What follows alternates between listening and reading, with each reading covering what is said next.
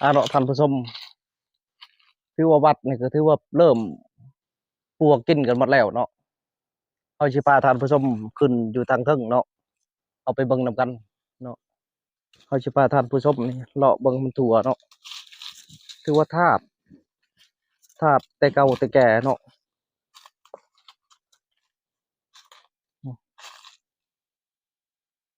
ถือว่าเป็นวัดเก่านะ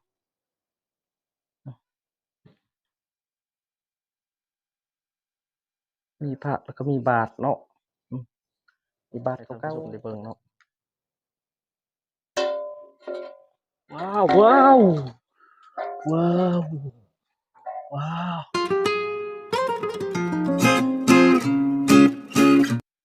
สุขสบายดีพ่อแม่พี่น้องที่เคารพเนาะที่ว่า FC ทางฝั่งไทยและฝั่งลาวพี่น้องวันนี้ก็มาพบกับเบาละเมินคือเก่าวันนี้เฮาสิพาท่านผู้ชมมาเบิ่งวัดห้างพี่น้องวัดห้างถือว่า20กว่าปีแล้วล่ะเนาะถือว่าบ้านเนี่ยเพิ่นย้ายออกไปอยู่นอกกันหมดแล้วก็วัดก็เลยบ่มีผู้อยู่มันก็เลยรกร้างเอาวันนี้เฮาสิพาท่านผู้ชมมาเที่ยวเบิ่งเนาะมาเบิ่งบรรยากาศอยู่ทางในเนาะไปพี่น้องก็ถือว่ารอบๆเขตนี้เนาะพี่น้องก็มีแต่ธาตุเนาะธาตุเก่า ถือว่าเขตนี้ถือว่าบ่มีบ้านคนเลยพี่น้องบ้านคนเขาก็ย้ายออกไปอยู่นอกพุ่นนี่เฮาสิพาท่านผู้ชมมาเลาะเบิ่งเนาะเบิ่งธาตุ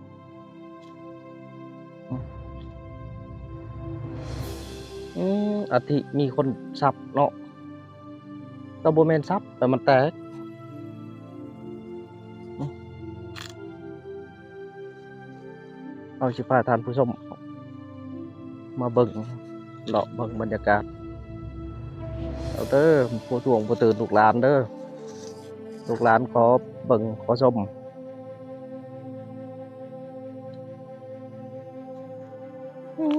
ไหแตกแล้วเนี่ยกระดูกเหี่ยอยู่ไหแตกแล้วมันมีคนเจาะบ่หรืออะไรก็เอนี่ท่านผู้ชมนี่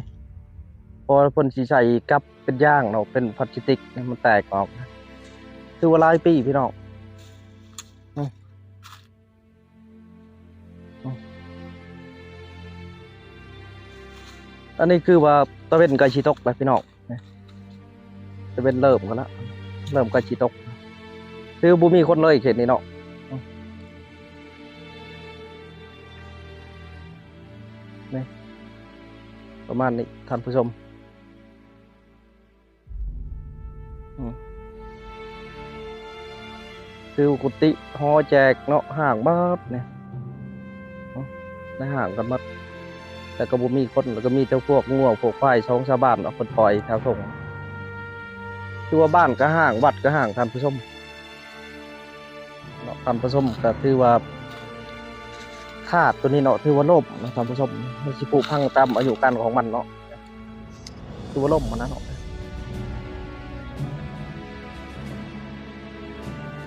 เนาะท่านผู้ชมตอนนี้เรากำลังอยู่ในบรรยากาศอยู่ในวัดเนาะวัดห้างว่าจังซั่นนี่ก็ถือว่าตะเว้นใกล้สิตกท่านผู้ชมถ้ามันมืดครับถือว่าเฮาก็บ่กล้าอยู่คือกันเนาะถือว่าย้านว่าซะเนาะอันนี้เฮาถ่ายก็ตะเว้นใกล้สิตกดินกันแล้วประมาณอยู่เฮามาประมาณอยู่5โมง5โมงกว่าๆนี่อันนี้ก็ถือว่าบ่อน10เนาะสิแม่นเนาะ มาสิพาพี่น้องเบิ่ง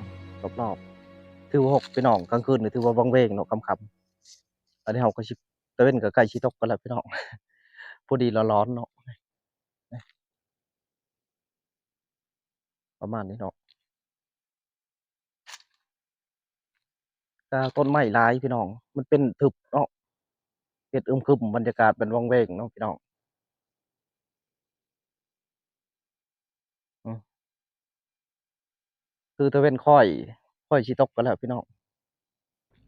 เอ้าเนาะท่านผู้ชมเฮาสิพาท่านผู้ชมเข้าเนาะเข้าบ่อนนี้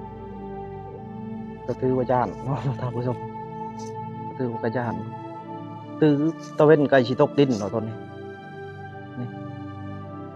คือมีแต่พระเนาะยังมีพระเนาะ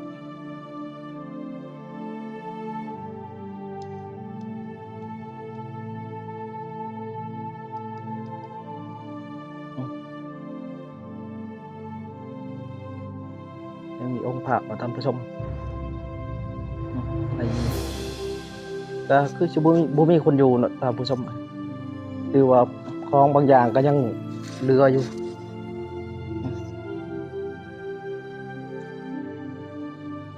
คือว่าพวกยังกัดขึ้นไปกัดถึงคือว่าเริ่มผุพังกันแล้วเนาะบ่มีผู้รักษาบูรณะ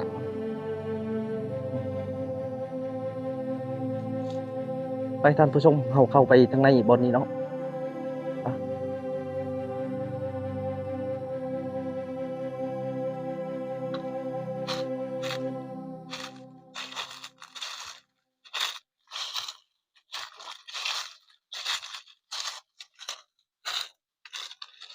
ถือก็อยากมืดเนาะบ่อนนี้เนาะเออโอ้ระวัง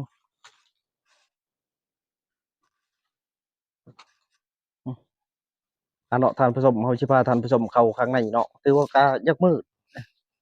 ถือว่าย่างก็ระวังเนาะเพราะว่าไม้พวกนี้มันดอกมันแล้วเนาะเฮาสิใช้ไผเฮาก็บ่สว่างปานใดเนาะก็หกท่านผู้ชมนะก็อยากมืดเนาะ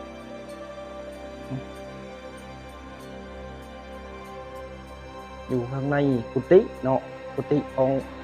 ครูบาเพิ่นพักก็มีพระท่านผู้ชมมีพระคือว่าเพิ่นปะหกห้างเนาะบ่มีไผรักษาบ่ระบาดบ่นี่ก็มีแต่พระเนาะท่านผู้ชม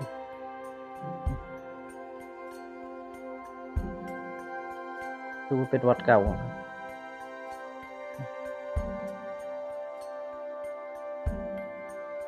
มีพระแล้วก็มีบาทเนาะ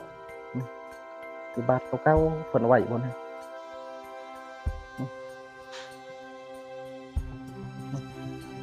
อันนี้ข้อโอ้ข้องเพิ่นก็ยังไว้นี่เนาะ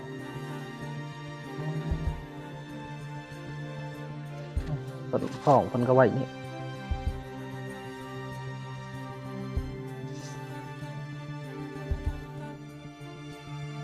มันเป็นไม้เก่าๆท่านผู้ชมแบบผุพังแล้วเนาะไปออกข้างนอกกันท่านผู้ชมเนาะท่านผู้ชมเฮาสิพาท่านผู้ชมเลาะๆเบิ่งเนาะเรียบๆเบิ่งแถวชมบรรยากาศบ่อนเอาพื้นบางอย่างนี่เนาะก็ประมาณนี้เนาะถือว่าปะหกห้างไม้บางต้นมันก็ดอกแล้วเนาะโครงสร้างของกุฏิเพิ่นนี่ก็คือเฮ็ดแนวเห็นก็มีพระมีข้องเนาะท่านผู้ชมแล้วก็มีบาทเก่าแน่เนาะเห็นบ่ถือก็อยากดอกก็แล้วถือว่าหลายปีเนาะเพิ่นเฮ็ดแต่สมัยเก่าเนี่ยเพิ่นสิเอาไม้ขัดเอาเนาะเพิ่นสิบ่ได้เอาตะปูคือสมัยคุมื้อเนาะเอาน็อตเอาหยังให้มันแข็งแรงเพิ่นสิเจาะรูแล้วเพิ่นก็สิเอาไม้ขัดเอานี่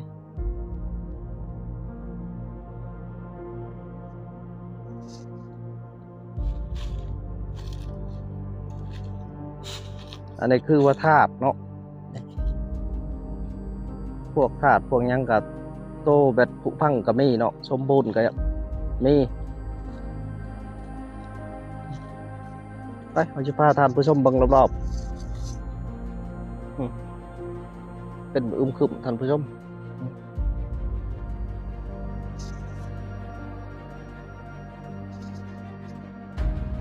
คือกับบรรยากาศหอบท่านผู้ชมห้องน้ำก็เก่าเนาะแต่ที่สร้างใหม่ช่วงเพิ่นสิปล่อยให้มันห่างนี่เนาะห้องน้ำนี่แต่ก็บ่มีผู้ใช้คือว่าแต่ก่อนเขตนี้เป็นบ้านใหญ่พี่น้องหลังจากมันเจริญแล้วข้างนอกเพิ่นก็ได้ใหญ่เฮือนใหญ่ชานออกไปอยู่ทางนอกกันแล้วคือว่าบ่อนนี้ก็บ่มีไฟอยู่เนาะครับตั้งแต่คือว่าประตูผุพังกันอันนี้ก็ห้องน้ำมันคือว่าวัดจะมีแต่ต้นไม้ท่านผู้ชมเงียบเนาะคือวันนั้นที่กสิอาดชิมีแบบคูบ้าเนาะคนเดินทุดงมาแล้วก็มาพักเช่าบ่อนี้นอนแบบค้างคืนนึงหรือว่า2 คืนเนาะแล้วก็สิเดินทางต่อ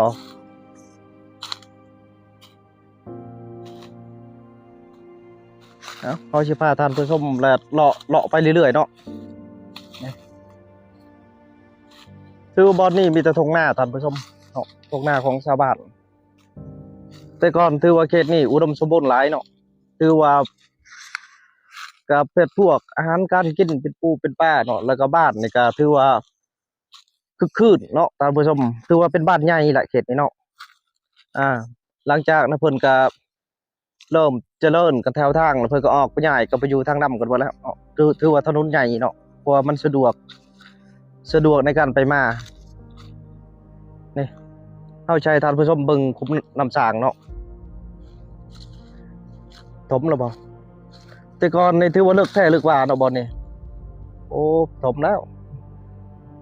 แต่ก่อนนี่เลิกประมาณอยู่เกือบ50เมตรเนาะถือว่าน้ำกินบ่นี้ถือว่าชาวบ้านแล้วก็มาใช้ในวัดนี่เนาะชาวบ้านก็มาตักบ่นี้นี่ถือว่าต้นไม้เนาะต้นไม้กินหมากท่านผู้ชมนี่เพิ่นสิปลูกแต่สมัยก่อนๆเนาะเป็นต้นม่วงต้นขามเนาะนี่มะม่วงก็ดกนะต้นผักกะเม็ดก็มีให้ท่านผู้ชมนะ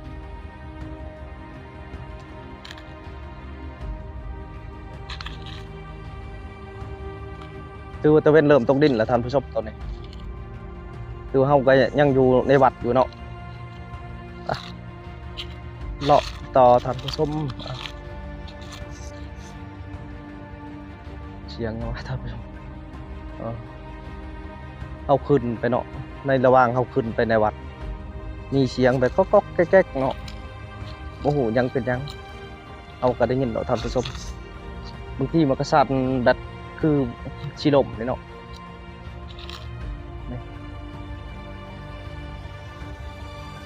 คือสภาพผุพังกันแล้วท่านผู้ชมแต่เป็นจีตกดินแล้วท่านผู้ชมนกเริ่มเข้าหั่งกันแล้ว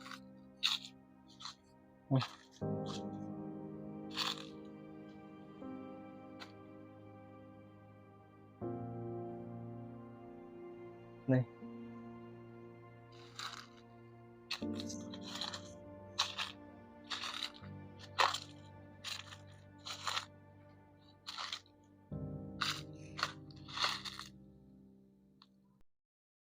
เนาะท่านผู้ชมที่ว่าวัดนี่ก็ถือว่าเริ่มพวกกินกันหมดแล้วเนาะเอาสิพาท่านผู้ชมขึ้นอยู่ทางเทิงเนาะเอาไปเบิ่งนำกันก็ถือว่ากลางคืนนี่จะยากวังเวกเนาะยามวังเวกเนาะท่านผู้ชมถือว่ากับเป็นตาญาติแต่แบบมันก็มีทางแบบบ้านสู่บ้านเนาะเขตนี้แต่ก็บ่ผ่านเขตนี้ถือว่าเงียบหลายเนาะกลางคืนนี่เงียบหลายเพราะว่าต้นไม้ก็หลายเนาะแต่ก็บ่มีผู้อยู่ถือว่าห่างมากประมาณอยู่20กว่าปีท่านผู้ชมแล้วก็บ้านก็บ่มีเรือนจักหลังเนาะเขาก็ย้ายหนีกันหมดแล้วเนาะไปท่านผู้ชมขึ้นไปเบิ่งกันเทิงๆไปท่านผู้ชมขึ้นทางเทิงกันถือกะเฮาขึ้นก็อยากระวังเนาะท่านผู้ชมโอ้มันดอกมาแล้วนี่พี่เป็นพุมาแล้วพวกไปกะขึ้นลองบ่ว่าเฮาขึ้นได้ซำใด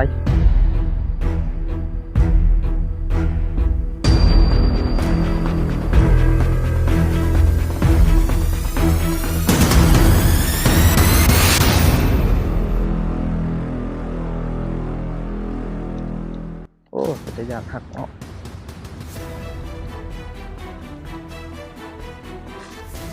โอ้มันหักมาแล้วนี่พวกปาโถโอ้โอ้ยมันสิบ่หักหมดบ่สุดนะหักมาแล้วท่านผู้ชมเนาะไปเข้าข้างในเบิ่งก่อนปะนี่ก็จะมีพวกบาทเก่าเนาะท่านผู้ชมเลยพวกบาทเก่าที่ยังลงเรือให้เราเห็นเนาะ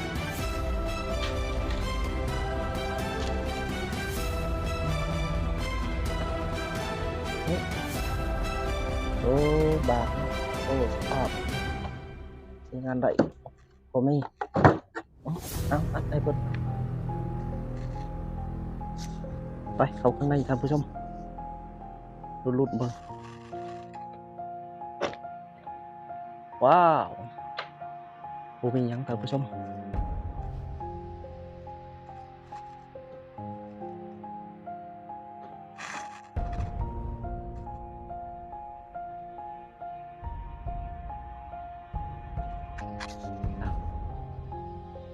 ขอเข้าเบิ่งนี่เด้อ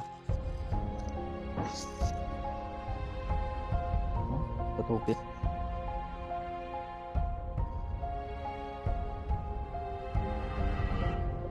ก็มีพวกโถพวกหยังเนาะท่านผู้ชมที่ยังเหลืออยู่เปิดบ่ได้ใหญ่นี้เนาะพวกนี้พวกจานพวกหยังโอ้ฮอดท่านผู้ชมนอนเก่าเนาะโอ้ตกใจกับแก่ท่านผู้ชมตบใหญ่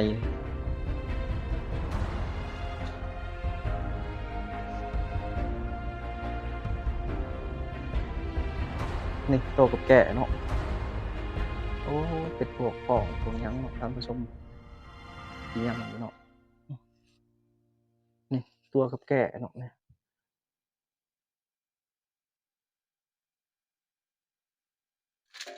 ให้ท่านผู้ชมได้เบิ่งเนาะว้าวว้าวว้าวว้าวอู้ว้ายตุกแก่ท่านผู้ชมโอ้ยหลายอืมอืมโอ้ใบลานท่านผู้ชมโอ้ใบลานยังมีอยู่เนาะเห็นบ่อืมแล้วยังมีใบลานท่านผู้ชมเนี่ยอืมพวกใบหลอกใบลานยังมีอยู่เนาะคือถือว่าวัดเก่าท่านผู้ชมโอ้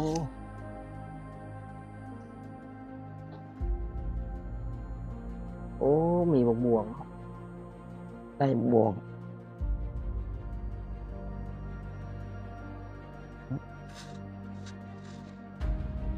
ไปเอายางออกท่านผู้ชมนะดูบรรยากาศทางในเนาะเงียบไป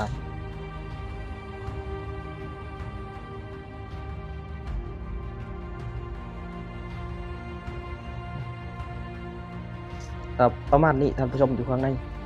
แต่ประตูเนี่ยเขาเปิดออกเนาะนี่ปิดเขาแล้วนะ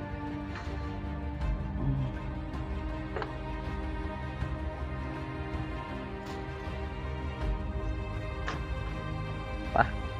ก็ถือในประตูนี่มี2 บานเนาะท่านผู้ชมแต่เขาเข้าไปมันก็สิดวงสิกันได้เลยเนาะไปเขาไปลงอีกทางหนึ่งเนาะ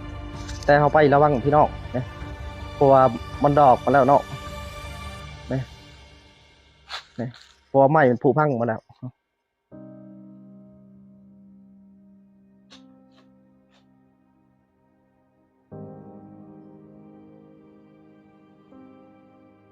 เนาะนี่อยู่ข้างนอกกันรอบๆประมาณนี้ท่านผู้ชม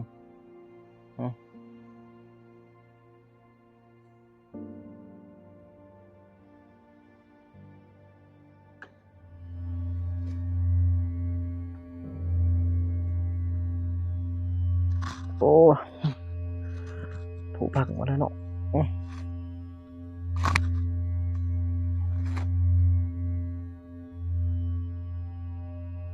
ก็ถือว่าประมาณนี้เนาะท่านผู้ชมตะเวนก็เริ่มตกกันแล้วท่านผู้ชมเนาะถือว่าอ้อมแอมของวัดเนาะก็ประมาณนี้อยู่บอนนี้มันที่เป็นห่วยเนาะท่านผู้ชมดูเป็นห่วย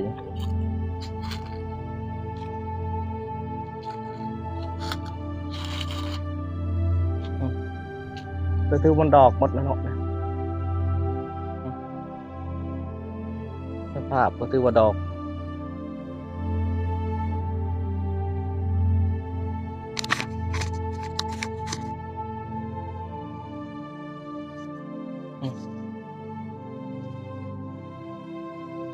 ถือว่าใหม่บางโตก็ถือว่าขาดเนาะท่านผู้ชม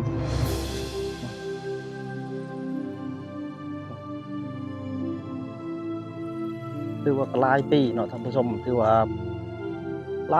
ลายปีเนาะถือว่าวัดแห่งนี้เพิ่นสิตั้งถือว่า100กว่าปีหรือว่า200ปีเฮาก็บ่ฮู้เนาะแต่ฮู้ว่าหลายเนาะ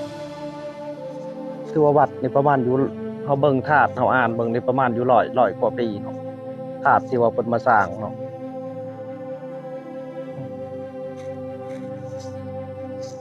ถือว่ากลางคืนนี่ว่างเว้งหลายท่านผู้ชม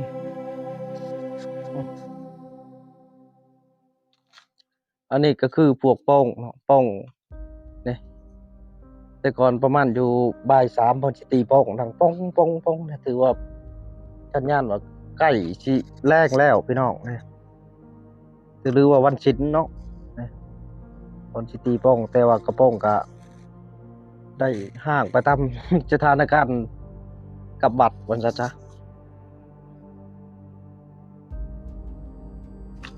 ถือว่าเพิ่นปะทิ่มประมาณอยู่20กว่าปีพี่น้องอันนี้ก็บาทเก่าครูบาเพิ่นอืมเป็นบาทเก่าเนาะ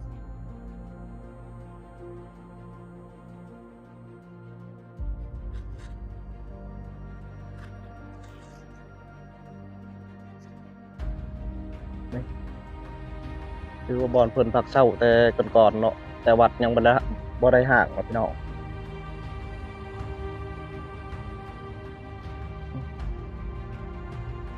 เนาะท่านผู้ชมก็ถือว่าเฮาพาท่านผู้ชมเลาะทั่วถือว่าทั่วหมดแล้วท่านผู้ชมถือว่าตะเว้นก็กำลังตกดินว่าซะก็มืดเนาะที่กำลังออกว่าซะถือว่าย้านเนาะก็ถือเฮาขึ้นไปข้างในเนาะเฮาก็ได้ยินเสียงต่างๆนานาแต่เฮาก็บ่ท่วงพี่น้องถือเฮาได้ยินเสียงหยังบ่ต้องทักต้องท่วงเฮาเฮ็ดเฉยๆเนาะเว้าปกติท่านผู้ชมเนาะอันนี้เฮาก็กำลังอยู่แบบข้างหลังเฮาก็ถือว่าธาตุเนาะธาตุเก่าแก่ก็ถือคลิปของเฮาก็ถือว่าเดินมาฮอดนี้ก็สิได้จบท่านผู้ชมฝากติดตามคลิปหน้าคือคลิปนี้กล่าวคำว่าสบายดีเจ้า